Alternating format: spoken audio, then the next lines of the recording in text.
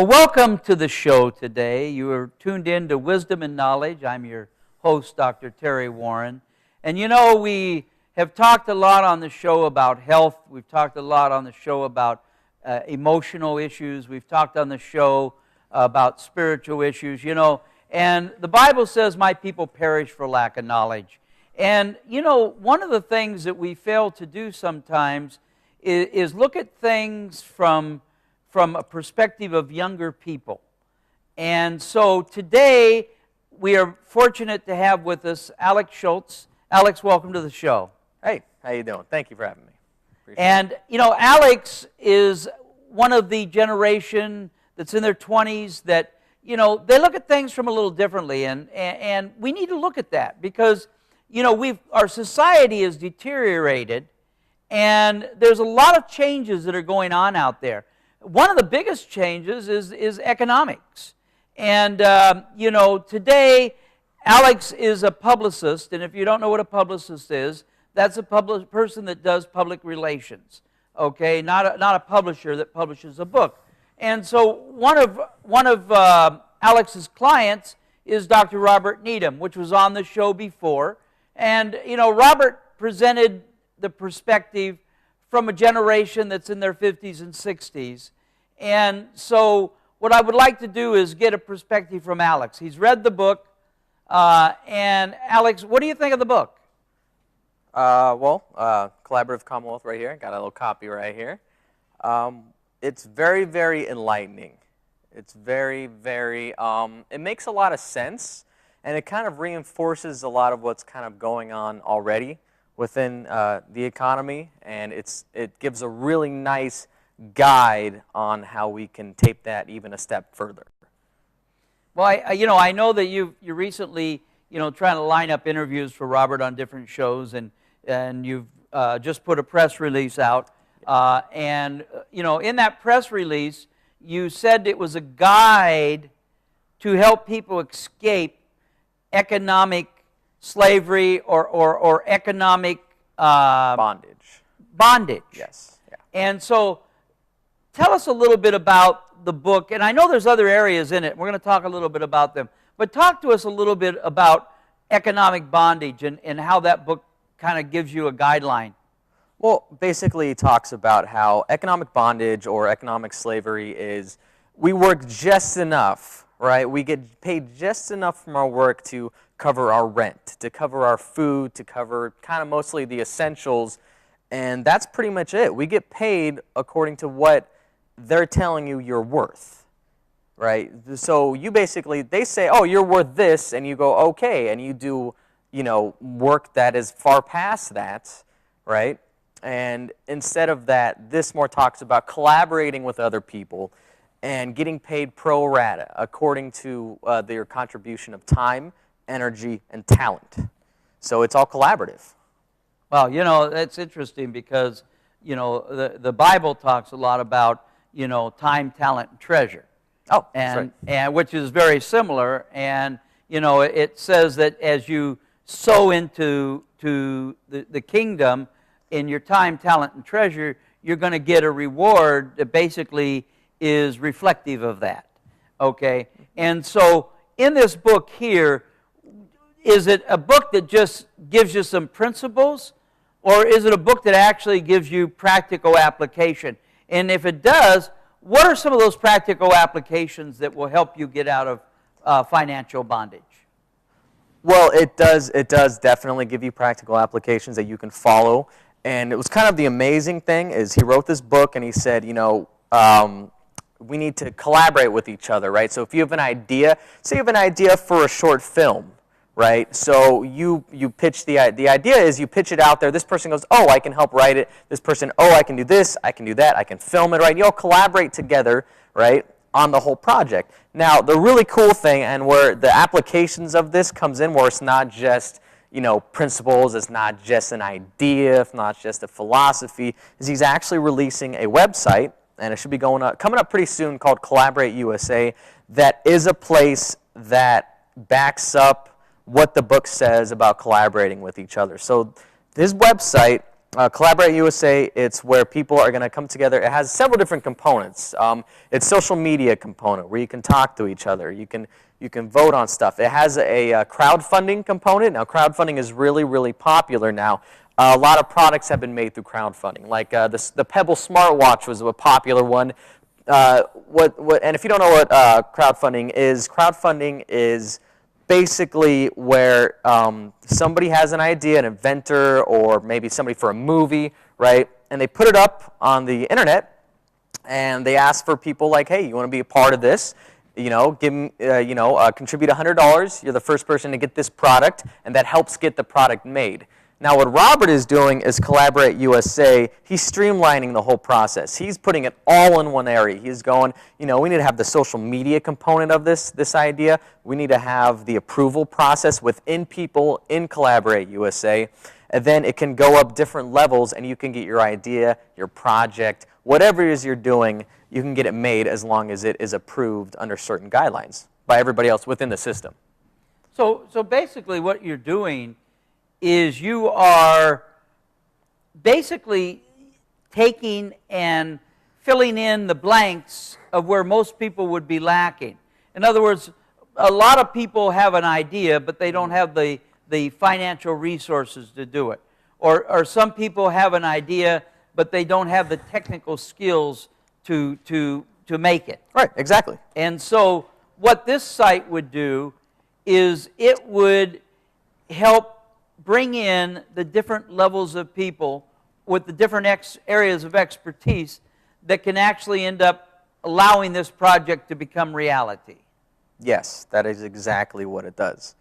It really allows you and encourages you to bring everything together to get your idea, your project, your movie, whatever it is, whatever you want to do to actually make it happen instead of just being an idea.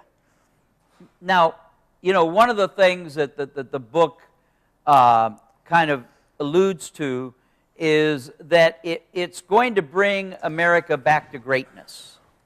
Okay? Yes.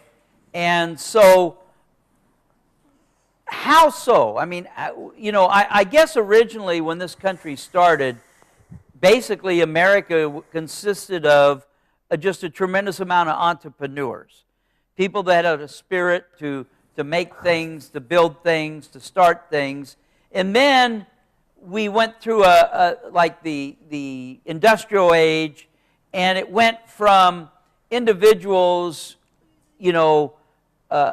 trying to develop into something or to create greatness into big entities that just had people come in and they became like worker bees. Well, yeah, that's exactly it. And Robert talked about that in his previous book, Wealth 3.0. He talked about how he believes one of the things that could help save America is small businesses, right? Is kind of taking your economics into your own hands. And this kind of takes that a step further, I think. It allows you to kind of work at your special talent, your skill. Say you're a writer, but you're stuck serving tables all day because there's no outlet for you. It's hard to find, you get on Collaborate USA, hey, they're looking for a writer over here. Let me get in here and see what my contribution could be and what I can be compensated for that according to exactly my talents and my time. And also, the book also talks about governance. It does talk about governance, how it talks about taking the outdated, tyrannical kind of, like all the lobbyists and all that stuff that are kind of taking over the country, and we all know about that. It talks about taking that and putting it back in the hands of the people, and one of the ways to do that is to reform governance, which is discussed in the book, and also reform corporations. Take a little bit of the power from corporations if we all start collaborating with each other to create our own devices, our own products. And technology is allowing us to do that. It's at the point where we can actually start doing that. And the book is a really, really good blueprint to give you an idea to start doing that. I mean, I read it, and I read it as part of my job. My job was to read it, and I started reading it really kind of started motivating me to really go, wow, he is really right. Why would you work and have some corporation where the CEO is making $50 million a year, you're working just as hard and you're making $10 an hour, $15 an hour? It doesn't make any sense. Why not collaborate with other people? Well, to me, that makes a lot of sense. So there are other things that they talked about in the book. One of the things that we've mentioned, and of course this show is on a Christian network, and we talked about spiritual freedom, and does the book talk about that at all? It does. It does. He talks about how you have God-given skills, you have God-given talents, and God wants you to use those skills and talents. So if you're given these talents, right, you should have a platform to use your God-given abilities to go and express them, and to go and do that. I mean, and also it talks about right here, God-given rights to pursue life, liberty, and happiness. Okay, it sounds simple. It sounds really simple, but how many people really follow that? Or how many people just kind of, okay, they show up to a job they hate, and they come home and they go and do it all over again? Well, I think majority of people out there, I mean, I heard years ago, and I had somebody who I used to really follow and listen to when I was young, other than the story. And it's interesting because, there are a lot of motivational speakers out there. There's Zig Ziglar, there is, Tony Robbins. There was a lot of great speakers out there who have the ability to motivate you and raise you up. And it was very interesting because a friend of mine observed one thing, that every single one of the principles that they talked about were found in the Bible. Now here's what's interesting. They read the Bible and they don't put that into application, but a motivational speaker will tell them, and they'll jump into it. Right. And so, basically, everything that we learn is from the Bible. But I remember listening to a man years and years ago. His name was Earl Nightingale. And Earl Nightingale was a phenomenal person who developed motivational materials, helped corporations and companies, go to another level, help train management people. But he said something very interesting. He said that we live in a society where we're taught for everybody to be the same almost from the time that they're little. In other words, what he said was that when a child gets to be 5 years old, he goes to kindergarten. Okay? He gets up every time at the same time, every morning at the same time. He goes and eats breakfast at the same time. There he goes to school where there's a whole bunch of other kids who take a nap at the same time. They all have their milk and cookies at the same time. They come home, they all watch the same cartoons at the same time, and then they all go to bed at the same time. And he said that proceeds, until you get to, like junior high school, where, it's the same thing. Everybody gets up at the same time. Right. Goes to school at the same time. Goes to the same class every day. Has PE, physical education, at the same time. Everybody wears the same gym shorts. Right. I mean, everybody's the same. Right. That proceeds to go on until they graduate from high school, where, like in the case of most men, they would go into the military.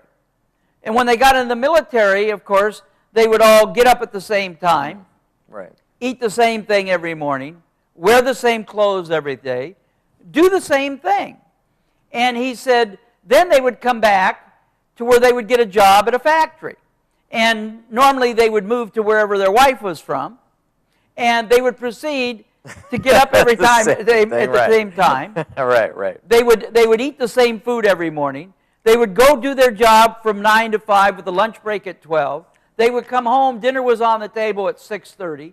Then they'd have their 3 TV shows that they watched. Then they would go to bed. And they would proceed doing that for their entire life. And it's interesting because he said most of them wouldn't even drive a different way to work. Now, for whatever reason, that stuck with me, and it inspired me that when I go somewhere, I would go a different way. Right. Especially in LA.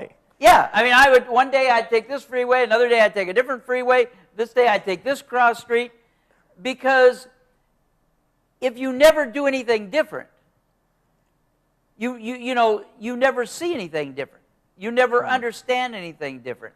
And I think what happens is in life, people get into that rut. Right. Okay? Yeah, they really do. They really do. And it's no different with religion. Okay? I got to share, it says wisdom is knowledge, and lack of knowledge is what destroys people. And so what happens is that we are filled with a society of people that go to church every Sunday morning from 10 to 12. Okay? They come home and they watch their favorite certain shows. Right. Same then routine. they get up and they do the same things. And so, not so much different than they do in socialist countries. Right, right. And so to know that there's a book out there that kind of guides people to help them to become who they're supposed to be and not fall into the status quo of society, because I think God made everybody an individual. Yeah, not everybody's meant to be sitting at a factory 8 hours a day wasting their God-given talents. Doesn't make any sense. It makes no sense. It makes no sense. No, it doesn't.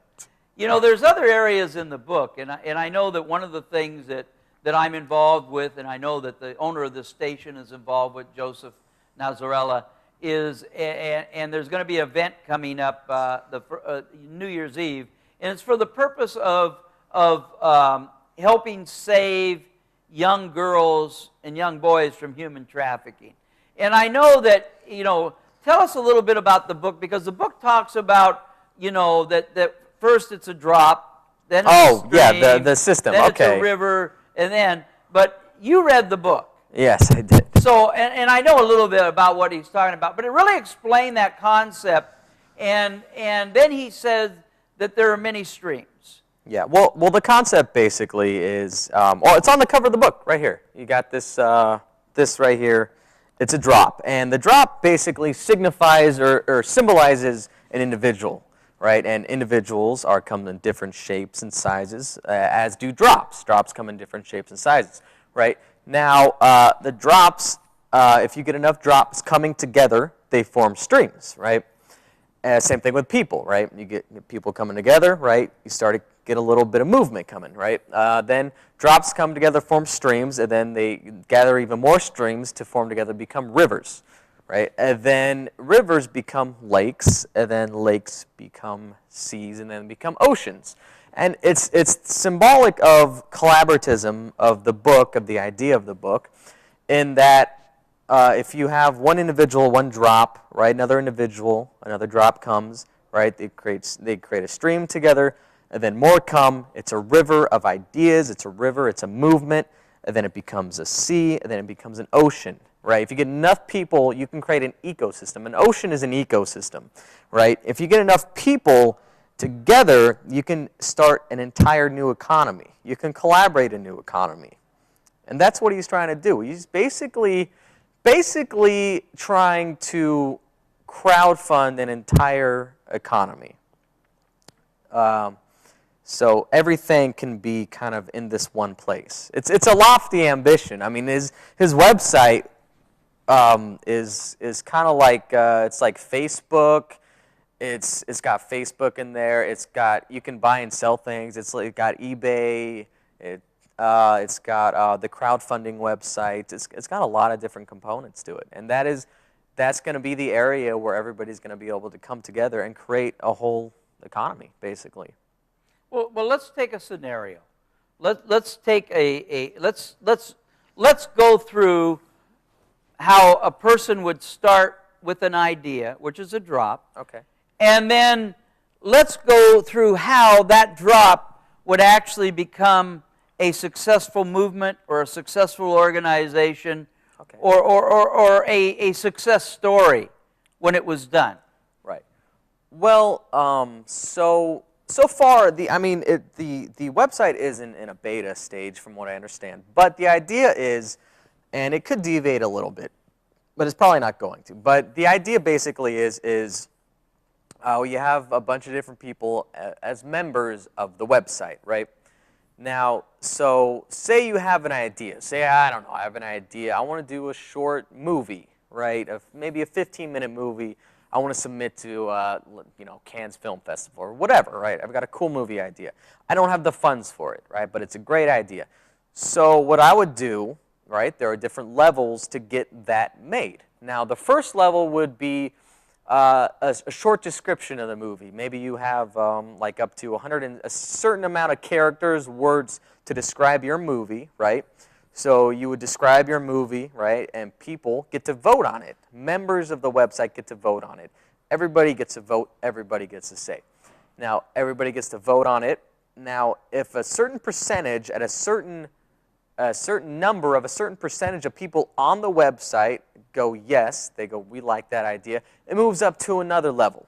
Now, the other level, you would get to submit something of more substance, more context. Like, for example, you would get to do like an image, right? Like a little movie, a digital movie poster with a caption, right? So then you would have somebody do your movie poster caption, right?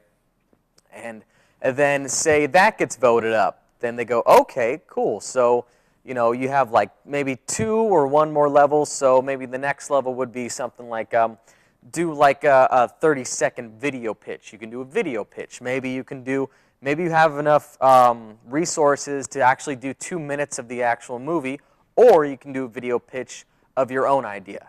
Of like, just you're the director, you're the writer, you go, oh, I've got this great idea, it's about this and that and this, right? And so that gets voted in, right? Then eventually, there's a few stages, but, when you pass that last stage, maybe it's the video submission stage, and then they say yes, then you get funding from Collaborate USA to do your project. And then you can start. And then even more, you can actually look on Collaborate USA of people that can help you with it. Oh, I need a writer to maybe help me out with the script. I need an actress. Any of you guys know an actress? And so that's how you could get a project made. It'd be the same thing for an item. Say you had an idea for I don't know, maybe an app for a phone. You got this great idea for an app, and then the process would go all over again. You can go, I've got this idea, and say your idea gets turned down. Say people don't like it. You can tweak it. You go back, you tweak it, you mess with it. I think there's going to be like a wait period, like a month or something, before you could submit the same thing, right? But there's a little waiting period, right? And then you go back, you tweak it, you do this, you do that, and then you submit it again. And then you can see if people vote on it. So it really is collaboration at its best. It really is. Everybody can say yes or no, and if they like it, then things get made, and if they don't, then you start the process. Now, we got 5 minutes left, but there's another area I want to talk about, because I've heard in the background of this that there's some ideas of really changing the political structure of things. Yeah. And the bottom line is, whether Christians want to admit it, a lot of Christians say I'm not going to vote because it won't make a difference. Well, I'm going to tell you something. Your vote does make a difference. And yes. The reason that we don't have prayer in the schools or the 10 Commandments on the wall is because Christians are so weak that they won't stake up and take a stand for anything that's right. And so, what I want to ask you is, I understand that this collaborative type of program, or people coming together in unity, can really change the political picture. Well, yeah. And tell us how that would work, because because people may be interested in this from a political perspective. Oh yeah. Well, in the book, it definitely details that it is a political movement as well. It is. It gets away from Republican. It gets away from Democratic. Right. It talks about bringing the country back to a republic, the power of the hands in the people. So the economic aspect of it, power of economics, is the same aspect directly correlated to the governance. right? So everybody has a say within what products get made, what ideas get made into realities, and it's the exact same thing within governance. We want to, he details a system where we get rid of the lobbyists, we get rid of all that. I mean, that's a tall task. I mean, it really is. They got a tight hold on a lot of things, but it all starts with a movement. Everything starts with a movement that seems too hard to get done, but when you have a blueprint like this, it can really, really help a movement like that to get started.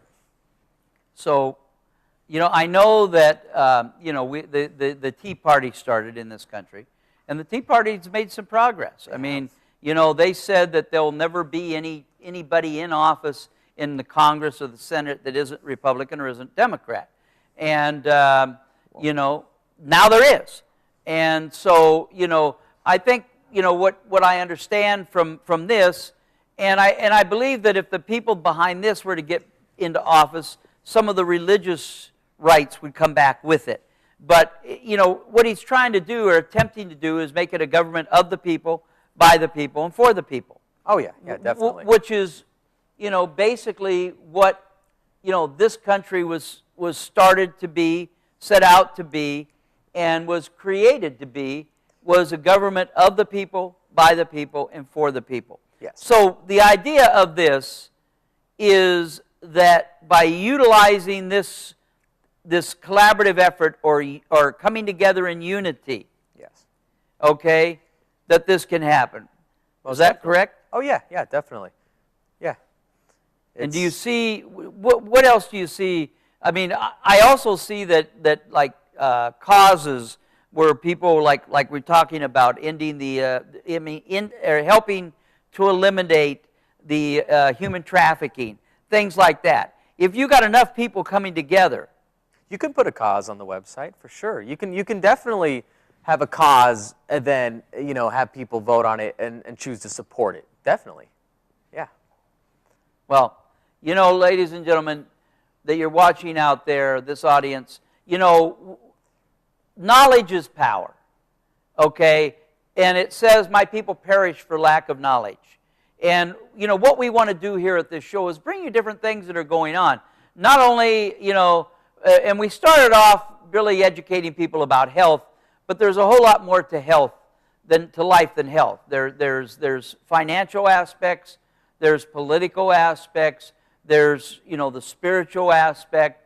And I believe that people need to be knowledgeable and understand all the different aspects of life, okay? The book is Collaborative Commonwealth, and the website is www.collaborativecommonwealth.com. Yes, it is. Yeah. Okay. And then it's also on Amazon as well. It's on Amazon, and I understand you can buy it on Kindle for $7.77. $7.77 on Kindle. So, that's a very reasonable price to pay to get a guideline or a blueprint to help you guide and direct your life through change. And basically, this book is to take you out of spiritual bondage and financial bondage and set you free. So I want to encourage you to get the book, go on the website, if read about it, Facebook, like it, and I want to thank you, Alex, for being on the show today. Oh yeah, of course. And it's good to get a perspective from someone that's younger, because the youth, believe it or not, are more in tune to things than we are, because they're in tune to Facebook, they're in tune to Twitter, they're in tune to all of those things out there where people send messages from all over the world to share things. So join us next week for Wisdom and Knowledge. I'm your host, Dr. Terry Warren. We'll see you same time, Monday, 4 o'clock.